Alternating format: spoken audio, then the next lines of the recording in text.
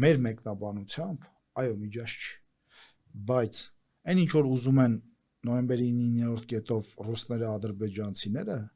դա այո միջանցք է, եւ էլի անդրադառնամ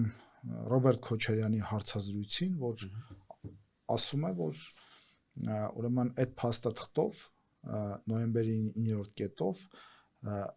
տրվող ճանապարհը սիմետրիա ունի Լաչինի միջանցքի հետ, այսինքն դա պետքա սիմետրիկ լինի այն կարգավիճակին, ինչ կարգավիճակ ունի Լաչինի միջանցքը, դա ասում է